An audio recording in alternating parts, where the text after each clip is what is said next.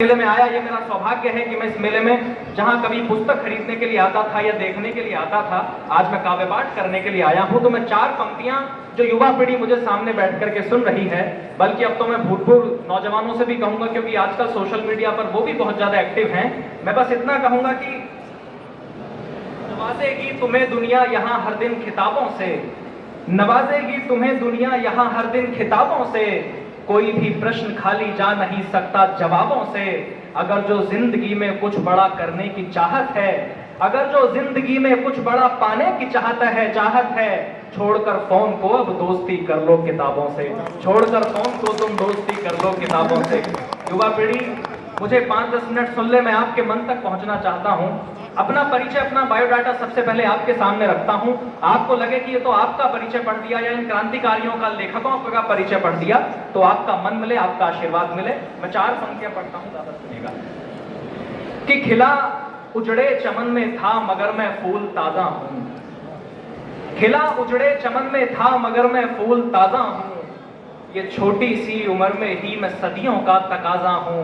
हवा के चंद झोंके क्या मेरी हस्ती मिटाएंगे, हवा के चंद झोंके क्या मेरी हस्ती मिटाएंगे। गमों की गोद में खेला अभावों का मैं राजा हूँ, गमों की गोद में खेला, गमों की गोद में खेला अभावों का मैं राजा हूँ। यदि आपके मन की बात कहूँ तो आपका मन मिले। और एक बात और कह दूं, जिस विचार को लेकर के यशपाल जी चले, अगर मेरी कविताओं में आपको कहीं यशपाल जी की आत्मा जीवित दिखाई दे तो आप लोग मुझे सूचित करें। मैं पढ़ता हूँ, सुनिएगा। कि भले गिरते रहे लेकिन कभी रुकना नहीं सीखा, भले गिरते रहे लेकिन कभी रुकना नहीं सीखा, खरीदी रोज खुददारी कभी बिकना नहीं सीखा। बड़े ही शौक से हमने कदम चूमे फकीरों के, बड़े ही शौक से हमने कदम चूमे फकीरों के, किसी राजा के आगे पर कभी झुकना नहीं सीखा, किसी राजा के आगे पर कभी झुकना नहीं सीखा, किसी राजा के आगे पर कभी झुकना नहीं सीखा। मैं कुछ दिन पहले अपने गांव के बाहर खड़ा हुआ था ऋषि भैया, एक गाड़ी आकर के रुकी, उसने पूछा कि रास्ता कहाँ जाएगा। तो मैंने कहा जी जिंदगी जीने के जुनून तक जाएगा। अगर मेरा जवाब सही लगा हो तो आपका मन मिले। मैंने कहा जी जिंदगी जीने के जुनून तक जाएगा, मेहनत के पसीने और खून तक जाएगा। पैसों की तलाश है तो हाईवे पकड़ लो, ये गांव का रास्ता है सुकून तक जाएगा, ये गांव का रास्ता है सुकून तक जाएगा। मेरी बात सुन के वो भावुक हो गए। यहाँ बुजुर्ग लोग बैठे हैं इसलिए आपको सुना रहा हूँ। मेरी बात सुन के वो भावुक हुए। मैंने कहा आप क्यों भावुक हुए?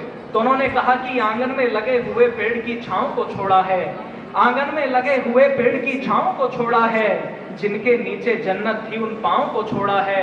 और जीते जी मरने का मतलब उस व्यक्ति से पूछो जिसने मजबूरी में अपने गांव को छोड़ा है, जिसने मजबूरी में अपने गांव को छोड़ा है। मैंने 4 पंक्तियां उस दिन लिखी कि स्वार्थ की धूप में करुणा की लेकर छांव चलता है, स्वार्थ की धूप में करुणा की लेकर छांव चलता है, फटे कपड़ों में भूखे पेट नंगे पांव चलता है।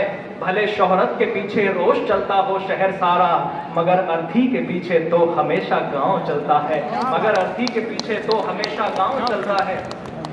4 पंक्तियां और पढ़ता हूं और फिर उन्हें याद करते हुए कि जमीन रोशन नहीं होती कभी टूटे सितारों से, ज्यादा नहीं, जमीन रोशन नहीं होती कभी टूटे सितारों से, कोई कश्ती नहीं डरती नदी की तेज धारों से।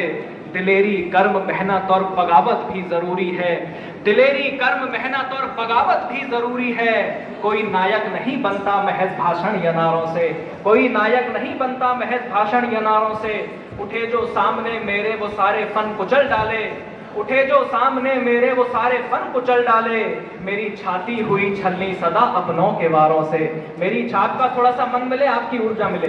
मेरी छाती हुई छलनी सदा अपनों के वारों से, समंदर में उतरकर रोज लहरों से लड़ा हूं मैं, समंदर में उतरकर रोज लहरों से लड़ा हूं मैं। मेरी औकात मत नापो ये कश्ती और किनारों से, मेरी औकात मत नापो ये कश्ती और किनारों से। और अगला शेर यदि आपके मन का हो तो आपका आशीर्वाद मुझे मिले। समंदर में उतरकर रोज लहरों से लड़ा हूं मैं, मेरी औकात मत नापो ये कश्ती और किनारों से। पिता की भूख मर जाती है घर में 2 रसोई से, पिता की भूख मर जाती है घर में 2 रसोई से। माँ की कोख बढ़ जाती है आंगन की दीवारों से, माँ की कोख बढ़ जाती है आंगन की दीवारों से। और आइएगा, जिस महत्वपूर्ण कार्य के लिए मुझे यहाँ आमंत्रित किया गया, मैं आपके मन तक पहुँचता हूँ। मुझसे एक शिकायत हुई कि मोहित शौर्य तुम कैसे वीर रस के कवि हो। तुम्हें सरहद पर पाकिस्तान चाइना की हरकतें दिखाई नहीं देती? तुम्हें कविता लिखने के लिए राजनीति के विषय नहीं मिलते? तुम्हें कविता लिखने के लिए बस देश के युवा नजर आते हैं? तो प्रवीण दादा, मैंने एक बात कही, मैंने कहा हर कष्ट उसी को मिलता है वो ही किस्मत की मारी है। हर कष्ट उसी को मिलता है वो ही किस्मत की मारी है। कभी कभी वो ढाल बनी और कभी बनी दो धारी है। अपनी मेहनत के दम पर हर जंग जीत लेती है माँ। त्याग समर्पण के दम पर हर जंग जीत लेती है माँ। लेकिन जब भी हारी है बस औलादों से हारी है। लेकिन जब भी हारी है बस औलादों से हारी है। एक टिप्पणी मेरे यहाँ खड़े होने का मकसद तय करती है सर, कि देश अगर सोने की चिड़िया था तो हमारी वजह से था। इस देश को अगर लूटा गया तो हमारी वजह से लूटा गया। ये देश अगर गुलाम रहा तो हमारी वजह से रहा। ये देश अगर आजाद हुआ तो हमारी वजह से हुआ। ये देश अगर गड्ढे में गया तो हमारी वजह से गया। और अगर ये देश पुनः विश्व गुरु बनेगा तो वो भी हमारी वजह से बनेगा, कोई और नहीं आएगा। लेकिन कैसे विश्व गुरु बनेगा साहब? 16 साल की उम्र में 16 घंटे पढ़ाई करने वाले मासूम बच्चों की लाशें जब दूसरे तीसरे दिन कोटा के पंखों पर झूलती हुई नजर आएंगी तो ये देश विश्वगुरु नहीं बन पाएगा। मेरी शिकायत सिर्फ माँ बाप से नहीं है। जिन बच्चों को राजा बेटा कहकर के बचपन में बुलाया गया, उन बेटों को कभी राजा बनना नहीं सिखाया गया। लेकिन शिकायत सिर्फ पेरेंट्स से नहीं है, मैं युवा पीढ़ी से भी कह रहा हूँ। 84 लाख योनियों में भटकने के बाद आपको इंसान का जन्म इस बात के लिए नहीं मिला कि आप किसी 2 कौड़ी के रियलिटी शो में जाकर के गालियां खाओ, या इस बात के लिए नहीं मिला कि इंस्टाग्राम पर फर्जी इन्फ्लुएंसर बन